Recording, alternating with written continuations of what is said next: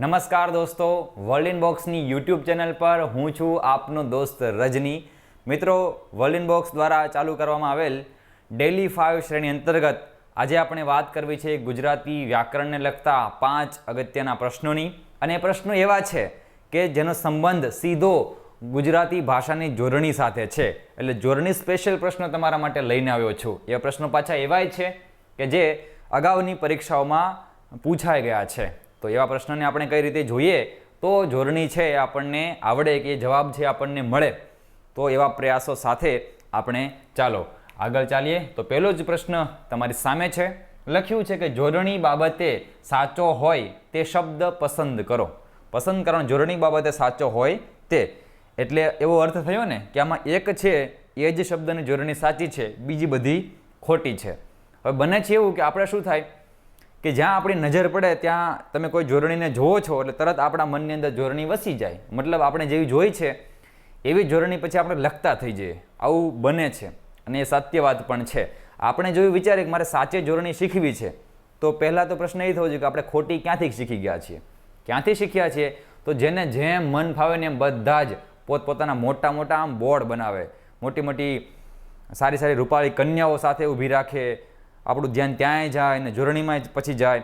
તો પછી એમાં જે બાજુમાં લખ્યું હોય સાચું ખોટું, જેમ કન્યા ગમી જાય એમ જોડણી પણ ગમી જાય, અને પછી એને આપણે એ રીતે લખતા થઈ જાય. જો પછી પરીક્ષામાં પૂછાય તો પછી શુંનું શું થાય. એના કરતાં જોડણી છે એ સાચી યાદ રહે એ માટે આપણું વાંચન છે ને એ મજબૂત હોવું જોઈએ. અને વાંચો એટલે સારા પુસ્તકો વાંચે જેમાં જોડણી દોષો ઓછા હોય. તો એવા જોડણી દોષ વગરના પુસ્તકો ખાસ વાંચીએ. ગુજરાતી નવલકથાઓ, તો એના કારણે શબ્દ ભંડોળ પણ વધે અને જોડણી છે ને એનું જ્ઞાન પણ પાકું થાય. અને એમ જોડણી આવડે. બાકી નિયમો તો કેટલાય બધા છે, ખૂબ નિયમો છે. એવા કેટલાક નિયમોની જોઈએ વાત કરીએ. તમે જુઓ, આશીર્વાદ શબ્દ તમે કેટલી જગ્યાએ લખેલો જોયો હશે. ઘણા તો રિક્ષાવાળા પાછળ લખાવે ને પાછળ નવી નવી રિક્ષા લેવા એટલે ઈર્ષાળુની આશીર્વાદ. એ આશીર્વાદ તો આપે પણ જોડણીમાં તો એનું શું દાટ વાળે કંઈ નક્કી જ ના હોય. તમે જુઓ, આશીર્વાદ શબ્દ, અદ્ભુત શબ્દ, રવિન્દ્ર શબ્દ કે મુહૂર્ત શબ્દ, આમાં એક જ શબ્દ સાચો છે. જો ગુજરાતીમાં રવિ એમ લખવું હોય તો આ સાચું જ છે, ખોટી વાત નથી. પછી ગુજરાતીમાં ઇન્દ્ર એમ લખવું હોય તો આ સાચું છે, ખોટું નથી, બંને સાચું છે. પણ જો જોડણી છે એ સંધિના કારણે ઘણીવાર બદલાય. ઘણીવાર મતલબ કે એમાં જે સંધિના નિયમો લાગુ પડે તેના કારણે રસ્વ અને દીર્ઘનો જ ફરક આવે, બીજો કોઈ લાંબો ફરક હોય નહીં. હવે જ્યાં રવિ વત્તા ઇન્દ્ર આ બંને શબ્દ જોડાશે તો થશે શું? આ ર ને વ છે, અહીં રહેલો ઈ અને અહીં રહેલો ઈ એ બંને છે ને જોડાણ કરશે. બે રસ્વ ઈ જોડાશે એટલે દીર્ઘ ઈ બને, જેના કારણે શબ્દ બને રવિન્દ્ર. શબ્દ તો રવિન્દ્ર જ બને પણ ઈ કેવું થઈ જાય? દીર્ઘ. એટલે આ જોડણી કેવી થઈ ગઈ? ખોટી. પછી ગુજરાતીમાં જ્યારે તમે અદ્ભુત એવું લખો છો, માનો કે તમે માત્ર ભૂત લખો છો ને, ભૂત આવ્યું ભાગો ભાગો કરે ને ભૂત, તો ભૂત છે ને એ દીર્ઘ લખાય. આમ લખ્યું છે એમ જ આમ જ લખાય, સાચી વાત છે. પણ અદ્ભુત શબ્દ જ્યારે આવતા હોય ત્યારે આ ભ છે દીર્ઘ નહીં પણ રસ્વ રહેતું હોય છે. આ જોડણી પ્રમાણે પહેલેથી આ જ રીતે લખાતો આવે એટલે આ જે છે એ આમ લખેલું હોવું જોઈએ. એટલે આ પણ કેવું છે? ખોટું છે. પછી એક નિયમ એવો છે કે જે શબ્દની ઉપર રેફ લાગેલો હોય ને તેની આગળના ઈ કે ઉ છે એ કેવા રહે તો ગુરુ બને છે. કેવા બને છે? ગુરુ બને છે. એટલે આશીર્વાદ તમારે જ્યારે લખવું હોય ને ત્યારે તમારે શીને ગુરુ રાખવો પડે. અને અહીંયા શું છે? ર હતો, ર અડધો હતો એટલે પછી વની ઉપર લાગ્યો એટલે આશીર્વાદ આવું થયું. હવે ઘણીવાર એવું થાય છે કે ઘણા લોકો એટલા બધા ઝડપથી આશીર્વાદ આપવાની પ્રયાસ કરે ને તો વના બદલે શની ઉપર રેફ મૂકી દે. આટલી બધી ઉતાવળમાં આશીર્વાદ આપવાના નહીં. આ છે ને રેફ એ વની ઉપર જ રાખવો. એટલે પરીક્ષામાં તમને આમાંય પૂછે કે નીચેનામાંથી યોગ્ય જોડણી શોધો અને આશીર્વાદ છે અલગ અલગ 4 રીતે લખેલું હોય તો ત્યારે ગૂંચવણ ન થાય. એટલે યાદ રાખવાનું કે વની ઉપર જ રેફ હોય અને રેફ લાગે તેના પહેલાંના ઈ કેવા રહે? દીર્ઘ રહે. જોકે બધા શબ્દોમાં આવું નથી હોતું પણ મોટા ભાગના શબ્દોમાં આવું હોય છે. એટલે આવા કેટલાક શબ્દો પરીક્ષામાં ખાસ વારંવાર પૂછાઈ ગયેલા છે ને, એટલે એવા જ પ્રશ્નો તમારા માટે હું લઈને આવ્યો છું. તો આશીર્વાદ છે એ દીર્ઘ લખાય, અદ્ભુતમાં આ રસ્વ હોય, રવિન્દ્રમાં એ દીર્ઘ હોય અને મુહૂર્ત જેમ લખ્યું છે એમ જ લખાય. તમે જુઓ, તની ઉપર જેવો વની ઉપર છે એવો જ રેફ લાગ્યો, પરિણામે હ છે ને એ કેવો બન્યો? ગુરુ બન્યો છે. અને 3 અક્ષરના શબ્દોના નિયમ પ્રમાણે જો વચ્ચેનો અક્ષર ગુરુ હોય તો પછી પહેલો અક્ષર છે ને એ લઘુ બનતો હોય છે અને એના કારણે મ છે એ કેવો છે? અહીંયા લઘુ છે. એટલે મુહૂર્ત છે ને એ આમ જ લખાય. એટલે મંડપ મુહૂર્ત ને એવું બધું આપણે લખતા હોય કંકોત્રીઓમાં, ત્યારે ખાસ ધ્યાન રાખવાનું કે મુહૂર્ત આવું લખાય. નહીં તો તમારી કંકોત્રી તમે ના વાંચો પણ નાના નાના છોકરા વાંચે, એટલે મુહૂર્ત આવું વાંચી જાય ને તો પછી એવું લખતા થઈ જશે. એમ જ આપણે લખતા થઈ ગયા અને ખોટી જોડણીનો પ્રચાર છે થયા કરે. તો સાચી જોડણી છે કે નહીં એ ચેક કેમ કરવું? તો એના માટે આપણે ત્યાં વ્યવસ્થા છે, શબ્દકોશ બન્યા છે. સાર્થ નામનો જોડણીકોશ ગુજરાત વિદ્યાપીઠ દ્વારા બહાર પાડવામાં આવ્યો છે અને સાર્થ જોડણીકોશ છે 1200 રૂપિયાનો નવો આવે, લઈ લેવાનો. અને કદાચ એમ થાય કે એટલા બધા ખર્ચવા નથી પૈસા, તો મોબાઈલમાં એક એપ્લિકેશન પણ સાર્થ નામની ઇન્સ્ટોલ કરી લેવાની. એમાં તમને જો ગૂગલ વોઇસ હોય ને તો બોલવાનું, ગુજરાતી લેંગ્વેજ સેટ કરીને બોલો એટલે અદ્ભુત એવું બોલો એટલે લખેલું આવી જાય, એટલે ખબર પડે કે આની જોડણી કેવી છે. એટલે જોડણી પાકી કરવા માટે, સાચી છે ખોટી છે ચેક કરવા માટે આવી એપ્લિકેશનનો ઉપયોગ કરવો. અને ભગવત ગૌમંડલ નામની એક એપ્લિકેશન પણ છે, એ ઇન્ટરનેટ હોય તો જ ચાલે. અને સાર્થ જોડણીકોશ નાની જે સાર્થ નામની એપ્લિકેશન છે એ વગર ઇન્ટરનેટે પણ ચાલશે. એટલે આવું પણ તમે જરા કરી શકો. તો આ પહેલો પ્રશ્ન, જવાબ આપણો મુહૂર્ત એ જ સાચો શબ્દ છે ને આ બાકીના ખોટા નીકળ્યા. પછીનો પ્રશ્ન છે એ તમારી સામે છે, ખોટી જોડણીવાળો શબ્દ શોધવાનો છે. આપણે પસંદ કરો કે શોધો. તો મૂલ્યપત્રિકા, ગુલમહોર, પછી પરિચિત અને પરિચારિકા, આ ચારમાંથી એક શબ્દ એવો છે કે જે ખોટી રીતે લખાઈ ગયો છે, તો એ તમારે શોધી કાઢવાનો છે. અને બીજા 3 છે બરાબર છે. તો જો મૂલ્યપત્રિકા કેમ આપણે લખીએ, તો આમાં જો 2 શબ્દ છે ને એને આમ યાદ રાખો. મૂલ્ય જ્યારે લખીએ છીએ ને ત્યારે આપણે આમ જ લખીએ છીએ, જે રીતે તમે શૂન્ય લખો છો એ જ રીતે આપણે મૂલ્ય લખીએ છીએ. તો કે હા, એટલે મૂલ્ય છે બરાબર છે. પછી પત્રિકા શબ્દ છે, કેવો શબ્દ છે? પત્રિકા. પત્રિકામાં ઈકા લાગ્યું છે, ઈકા. આ ઈકા એ પર પ્રત્યય કહેવાય અને એ હંમેશા રસ્વ જ લખાતો હોય. તો જો પત્રિકામાં જે ઈકા છે ને એનો એ ઈકા જો અહીંયા પણ છે, પરિચારિકા. તો જો એમાં ઈકા છે ને એ પણ હંમેશા કેવો લખાય? રસ્વ જ લખાય. એટલે કે ઈ છે એ રસ્વ રહે અને જે આ કા છે એ તો જેમ લખીએ એમ જ લખીએ, એટલે ઈ જે પાંખડું રસ્વ રહે. આપણે જોડણીમાં ધ્યાન તો આ જ રાખવાનું હોય કે ક્યાં રસ્વ લખવું અને ક્યાં દીર્ઘ લખવું. બાકી તો ઐરાવત કહીએ, ઐરાવત તો ખબર પડે કે ઐ બોલીએ એટલે અની ઉપર 2 માત્રા કરવાની, એક બોલીએ તો ખબર પડે કે અની ઉપર 1 જ માત્રા કરવાની. તકલીફ ક્યાં પડે કે હું એમ કહું પાણી, એમ બોલું છું, તો એ પાણી છે એ કયું પાણીની વાત થાય? આ પાણીની વાત થાય છે કે આ પાણીની વાત થાય છે? એ તાત્કાલિક આપણને ખબર પડે નહીં. એટલે બોલવામાં એવું નથી કે આને પાણી કરીને પાણી એવું કરવું, એવું તો કાંઈ છે જ નહીં. પાણી પાણી ઉચ્ચારણ જ થાય, પણ દીર્ઘ લખ્યું હોય તો જળ અને રસ્વ લખ્યું હોય તો હાથ થાય. આ એમના ભેદ છે. એટલે જ આવા રસ્વ દીર્ઘમાં ખાસ આપણે ધ્યાન રાખવું પડતું હોય છે. એટલે તમે જુઓ કે આ છે ને શબ્દ બરાબર લખેલો છે, વળી નીચે એમાં ઈકા છે એટલે આટલું બરાબર છે. હવે પરી જે છે ને શબ્દ એ પૂર્વ પ્રત્યય છે. શું છે? પૂર્વ પ્રત્યય. અને હંમેશા એ રસ્વ લખાતો હોય છે. એટલે તમે જો પરિવાર આવું તમારે લખવું હોય તો પણ આ રસ્વ રહેવું જોઈએ. અને કંકોત્રીવાળા જે છપાવે છે બધા જ પરિવાર છે, એમાં કોક ભાગ્ય ધ્યાન રાખે, બાકી બધાને એમ થાય કે રીને આપણે દીર્ઘ રાખો ને શા માટે નાનો રાખવો જોઈએ. એટલે બધા આ રીતે જ લખવાના આગ્રહ રાખતા હોય છે. અને આ આગ્રહ છે એકદમ કેવો છે? ખોટો છે. પરિવાર આમ લખાતું નથી, ઉપર જે રીતે લખ્યું એમ જ લખાય છે. જો યાદ રાખો કે આમાં એવું બને કે પરી વત્તા ઈક્ષા, આવું જો ભેગું થયું પરી વત્તા ઈક્ષા, તો આ પ છે એ પ, પછી રમાં જે ઈ છે એ અને અહીં ઈ રહેલો છે તે બંને ભેગા મળીને દીર્ઘ ઈ બનાવશે. તો પરીક્ષા તમારે લખવું હોય ને તો પાછું આમ જ લખાશે. એટલે અહીંયા શું થયું? જોડણી વત્તા શું થયું? સંધિ થઈ. એટલે સંધિ થાય ત્યારે આવું ધ્યાન આપણે રાખવું પડે. એટલે સંધિ અને જોડણી બંને સાથે યાદ રાખવી પડે, એકલી એકલી નહીં. એટલે આ વાત થઈ. પરિચારિકા પણ બરાબર છે. જેવી રીતે પરી લખેલું છે એમ અહીં પરી જ લખેલું છે, તો એ પણ રસ્વ છે. હવે ચિત્ત છે ને એમાં ઈત પર પ્રત્યય છે, ઈત. અને ઈત હંમેશા રસો હોય છે. જેમ કે જો કથિત, તો કથિત લખશો તો એમાં શું છે? ઈત લાગે. કથિત ઈત, ઈત પર પ્રત્યય છે અને એ રસ્વ લખાય. એટલે પરિચિત, પરિચારિકા, મૂલ્યપત્રિકા બધું બરાબર છે. તો કે આમાં ક્યાં એવું કહે છે? રસ્વ દીર્ઘનું કશું જ નથી.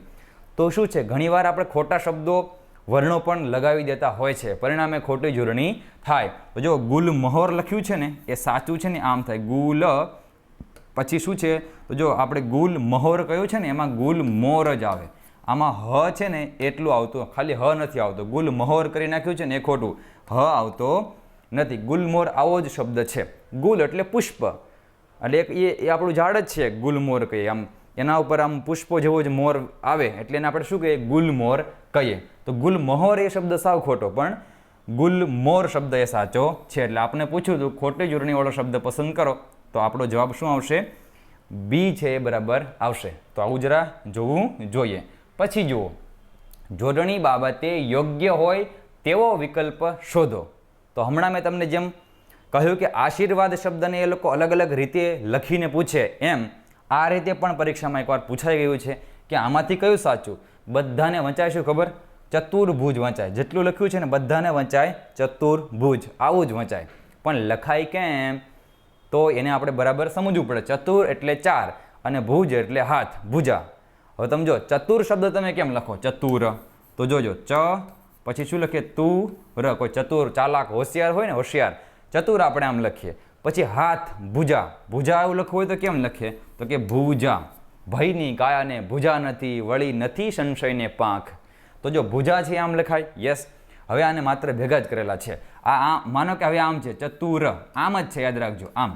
હવે જ્યારે જ્યાં અડધો ર હોય ને એ હંમેશા તેની પછીના અક્ષર ઉપર રેફ સ્વરૂપે લાગે. જેમ કે શબ્દ જો આમ છે ક પછી ર ક, એટલે ક છે ને એની પછી આવેલો ર છે અડધો છે. અડધો મતલબ કે રની પછી કોઈ અ છે નહીં. જો આવું બને ને તો આ જોડાક્ષર કેમ લખાય? તો આ જોડાક્ષર છે ક તો છે જ, પણ આ બંને છે એમાં ક ની ઉપર આ જે થાય ને એને રેફ કહેવાય. રેફ એટલે ર, એ જ અર્થ થાય. રેફ એટલે શું થાય? ર થાય. સમજો, રાવી પાઠકનું એક ઉપનામ છે દ્વિરેફ. શું છે? દ્વિ એટલે 2, રેફ એટલે ર. એનું આખું નામ છે, એમાં 2 વખત ર આવે એટલે એમને ઉપનામ રાખ્યું દ્વિરેફ. તો આ રેફ છે, ર અડધો હોય ત્યારે ઉપર લાગે. તો હવે તમે જોજો આની જોડણી કેમ બને. આમાં ખબર જ ના પડે. આવું જોવા જઈએ ને 2-3 વખત તો આવડતું એ ભૂલાઈ જાય આપણને, કે આપણે સાચું શીખ્યા હતા ને એ ભૂલી જાય. એટલે છે ને આમ આપણે શોધવા જઈએ તો તરત મળે નહીં. આપણી રીતે જરાક લખીને જોઈ લેવાનું કે આપણે કેમ લખીએ, શબ્દને જરા છૂટો પાડીને. તો જો આ ચતુ તો આમ જ લખાય, તો આ ચતુ. પછી આ ભુજા છે તો આપણે ખાલી ભુજ રાખીએ, આમાં ભુજ છે એટલે ચાલો. તો આ જે છે એ બંને આ રીતે લખાયું. રસ્વ અને રસ્વ છે, હા. તો આમાં બંને રસ્વ હોય ને એ જ શોધવાના રહે તમારે. જો બંને રસ્વ હોય એવું એક જ જગ્યાએ છે, પછી વાત કરીએ એમ ર કોના ઉપર લાગશે? ભની ઉપર, એટલે ભ ઉપર આ રેફ લાગ્યો. તો એ આપણો જવાબ છે. આમ તમારે બરાબર પ્રશ્નને જોવો પડે તો આપણે જવાબની નજીક અને સાચી દિશામાં જઈ શકીએ. તો આપણો જવાબ થયો વિકલ્પ એ, ચતુર્ભુજ. આ જ સાચું થશે, બીજું એ કે નહીં. હવે ચતુર્માસ લખવું હોય તો ચતુર્માસ, તો એમાં પણ એમ જ થશે. જો ચતુર્માસ, તો આ રીતે થયું. કેમ કે ચતુર્થ છે એમ જ. પછી અરમાસ, અરમાસ, તો એમાં મની ઉપર રેફ. ચતુર્ભુજ, ચતુર્માસ, આ રીતે આપણે લખ્યું. વળી આપણે જોઈએ નવો પ્રશ્ન કે કયા વાક્યમાં જોડણી દોષ રહેલો છે, આવું પૂછ્યું. એટલે હવે તમારી પાસે 4 વાક્યો છે, એમાં કોઈક જગ્યાએ જોડણીનો દોષ રહેલો છે, ખાસ કરીને કોઈ શબ્દમાં. એ જ તમારે શોધી કાઢવાનું. એટલે કોઈ ખોટી રીતે લખાઈ ગયો છે એક શબ્દ. 4 વાક્ય ભલે બનાવ્યા, પણ કોઈક શબ્દને સેન્ટરમાં રાખીને આખું વાક્યનું નિર્માણ કરવામાં આવ્યું હોય. જેમ કે પ્રહલાદ જાગી ગયો, તો તમારે પછી આ શબ્દ ઉપર જોવાનું. પછી તારી વાતોથી એ અભિભૂત થઈ ગઈ. અભિભૂત એટલે અંજાઈ ગઈ છે તારી વાતો સાંભળીને. પછી શીખવામાં વાંકું ચૂકું પડે તે ન ચાલે, સહેજે ના ચાલે. અહીં નજીકમાં આંબાવાડિયું આવેલું છે. તો હવે આ તમારી સામે જે 4 શબ્દો મળ્યા ને, ખાલી પ્રશ્ન તો આમ જ પૂછવાનો છે કે નીચેનામાંથી કયો શબ્દ ખોટો લખાયો છે. પણ પરીક્ષામાં આ રીતે પૂછાય જો કે કયા વાક્યમાં જોડણી દોષ છે એમ. એટલે તમને આ 4 શબ્દો આપ્યા છે. હવે કયો શબ્દ ખોટો લખાયો છે એ આપણે જોવાનું. હમણાં જો આપણે અદ્ભુત શબ્દ આગળ જોઈ ગયા કે અદ્ભુત લખીએ તેમાં ભ કેવો રહે? તો કે રસ્વ રહે. પણ અભિભૂત લખવું હોય ને તો આવું જ લખાય. આપણે જો ખાલી ભૂત લખવું હોય તો દીર્ઘ લખાય, અભિભૂત લખવું હોય તો પણ આ રીતે લખાય. અદ્ભુતમાં રસ્વ રહે, બાકીમાં ઘણી જગ્યા ભ કેવો છે? દીર્ઘ જ રહે. આ બધું જોડણીના નિરીક્ષણ કરવાથી જ આવડે ઘણું ખરું. એટલે અભિભૂત થઈ જવું એટલે આશ્ચર્ય, કોઈનાથી અંજાઈ જવું એમ. એટલે જાણી જોઈને કે ઓહો આટલું બધું સરસ, આવું બધું એમ. હવે કંઈક તમે નવું ભાળી જાઓ એની પાસેથી. હવે પછી જો અહીંયા લખ્યું છે આંબાવાડિયું, તો આંબાવાડિયું બરાબર છે કે નહીં? તો આંબો એટલું તો બરાબર લખીએ આપણે. વાડિયું, તો જો આમાં ય છે ને ય, તો નિયમ પ્રમાણે યની પહેલાંના જેટલા ઈ હોય એ રસ્વ રહે. આ એક નિયમ છે. તો ડી છે એ રસ્વ અહીં આવશે. પછી વાંકું ચૂકું શબ્દ જે લખેલો છે ને એ આમ જ લખવો પડે. વાંકું ચૂકું, ઘણીવાર પરીક્ષામાં આવું પણ પૂછાઈ ગયું છે. વાંકું ચૂકું, આ શબ્દમાં કયા વર્ણ ઉપર, કયા અક્ષર ઉપર અનુસ્વાર નહીં આવે, આવું પરીક્ષામાં પૂછાઈ ગયું છે. પછી વિકલ્પ એ, વ, વિકલ્પ બી, વિકલ્પ સી અને વિકલ્પ ડી, આમ કરીને 4 લખે. કોના ઉપર અનુસ્વાર નહીં આવે એવું પણ એ કહે. તો તમે જો એવું એકેય શબ્દ નથી, અહીંયા વર્ણ નથી કે એના ઉપર અનુસ્વાર ન આવે. બધા ઉપર અનુસ્વાર આવશે. જો 2 આમાં શબ્દો રહેલા છે. એક છે વાંકું, કેવું? તો કે આ બધું આ વાંકું છે. તો જો વાંકું કેવું અહીં જે રહેલો છે ને એ નપુંસકલિંગનો પ્રત્યય છે. કોણ? આ જે આ અનુસ્વાર અને ઉ. તો છોકરું જેમ કહે છોકરું, કૂતરું, એમ આ જે છે તે નપુંસકલિંગનો અનુસ્વાર અને રસ્વ ઉ રહેલું છે. વાંકું એમ લખીએ ત્યારે વ ઉપર અનુસ્વાર આવવાનું છે. આ જ રીતે શબ્દ કયો છે? ચૂંકું. કેવો શબ્દ છે?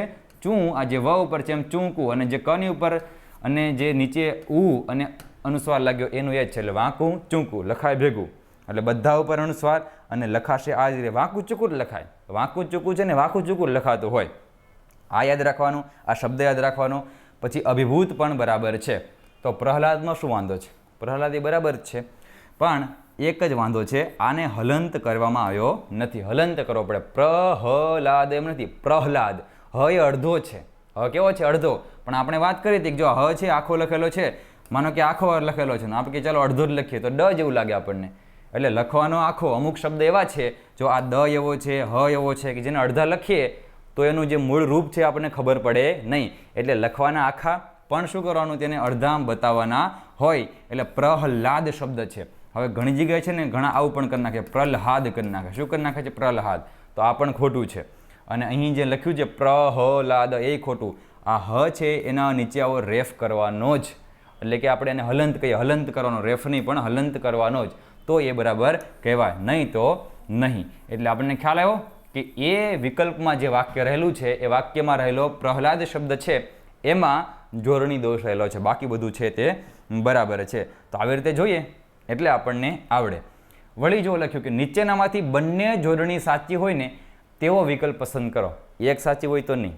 શબ્દ જોયો હું, બંને જોડણી સાચી હોય તેવો વિકલ્પ તમારે પસંદ કરવાનો છે. તો વિપરીત વિલીનીકરણ, પ્રતીતિ અનુભૂતિ, પછી વિદ્યાર્થીની અર્ધનિમિલિત, પછી પરિમિતિ યુનિવર્સિટી. વાંચી ગયા આપણને બધું સાચું જ છે. આમાં ક્યાં કંઈ ખોટું એવું લાગે છે?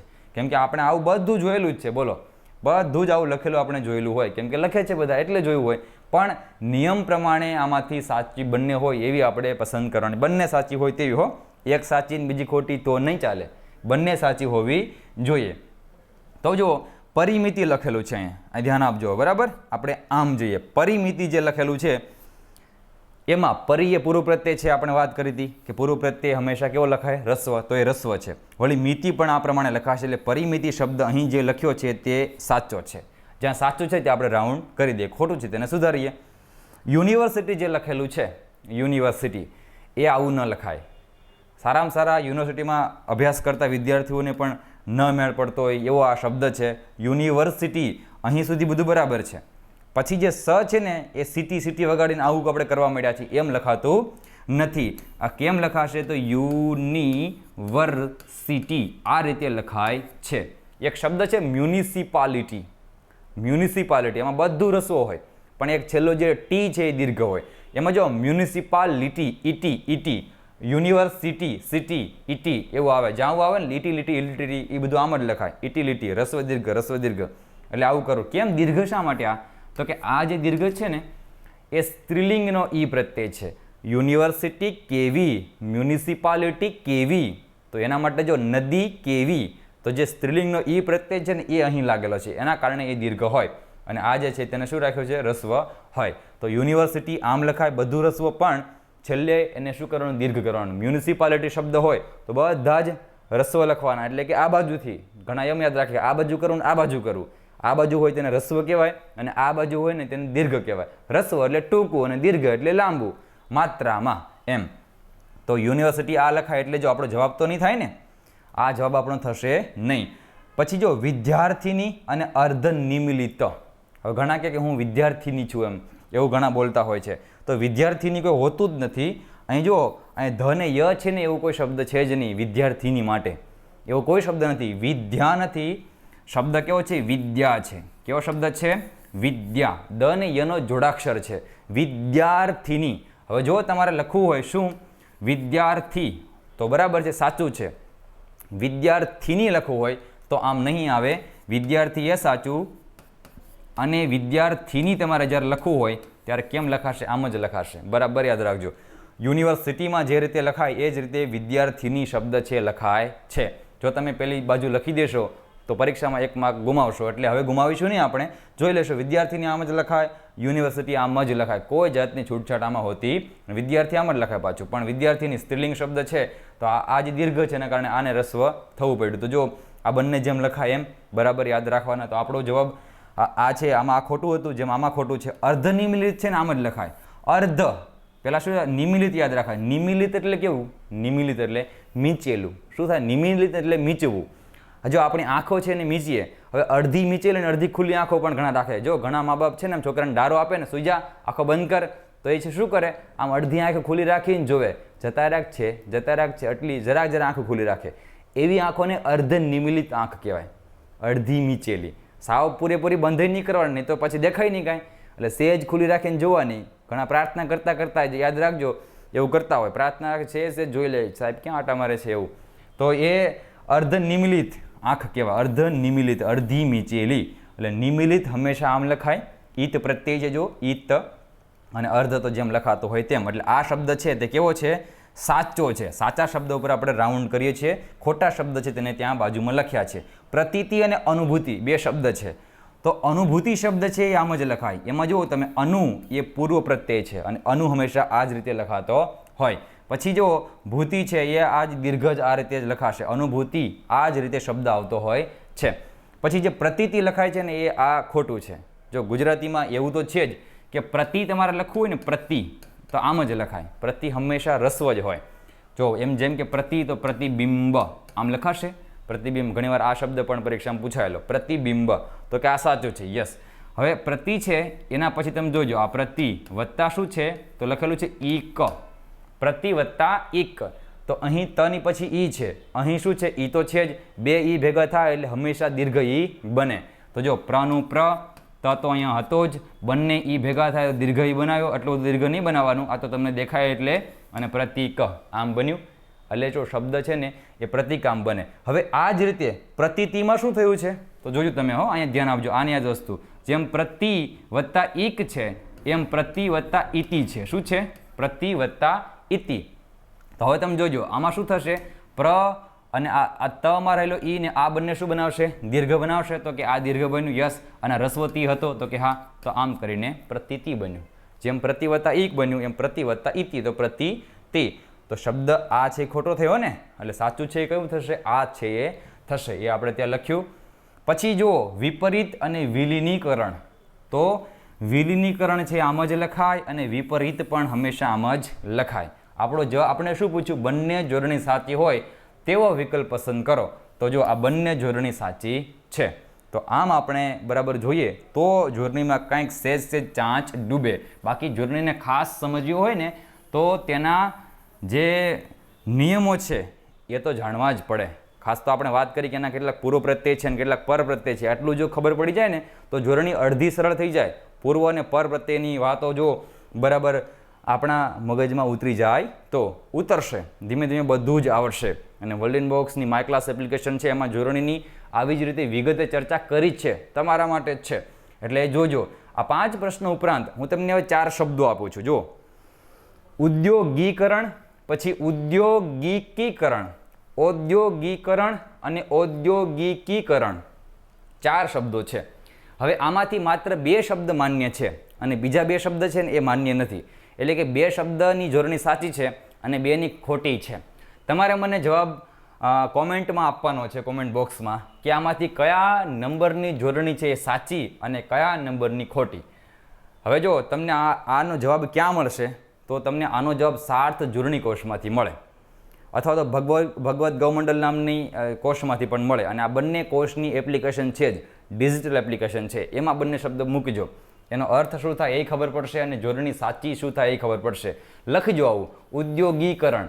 અને જો સર્ચ થાય, મતલબ કે એ શોધી શકાય એમાંથી, તો એ શબ્દ સાચો. અને જો તમે ઉદ્યોગીકરણ લખો અને શબ્દ તમને ન દેખાય, એનો અર્થ એવો થયો કે એવી કોઈ જોડણી ગુજરાતીમાં છે જ નહીં.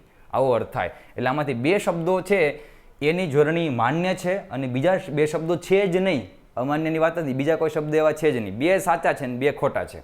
કયા સાચા અને કયા ખોટા એ તમારે મને કહેવાનું છે.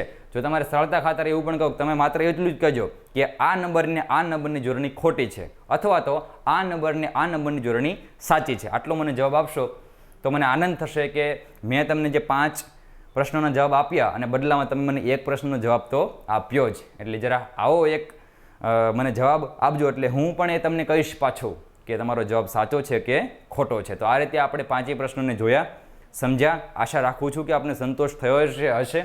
કેવો સંતોષ થયો છે અને વિડીયો કેવો લાગ્યો છે એ વાત પણ મને કોમેન્ટ બોક્સથી જણાવવાનું ચૂકતા નહીં. અને લાઇક, શેર, કોમેન્ટ ને સબસ્ક્રાઈબ ને જે છે બધું જેટલું આવડે એટલું બધું કરી દેજો. પણ જોજો પાછા સબસ્ક્રાઈબ કરેલું પાછું નહીં દબાવતા. હા, તો આવું બધું જરા જોજો. તમારા મિત્રો સુધી પણ આ બધી વાતો છે એને પહોંચાડજો. અને ગુજરાતી ભાષા છે એ સારી રીતે શીખી શકાય એ માટે આ જોડણીનો પણ ખાસ તમે ધ્યાન રાખજો. આપણે આવી જ રીતે ફરી મળતા રહીશું અને આવી જ જ્ઞાન ચર્ચાઓ કરતા રહીશું. તો ચાલો મિત્રો, આવજો.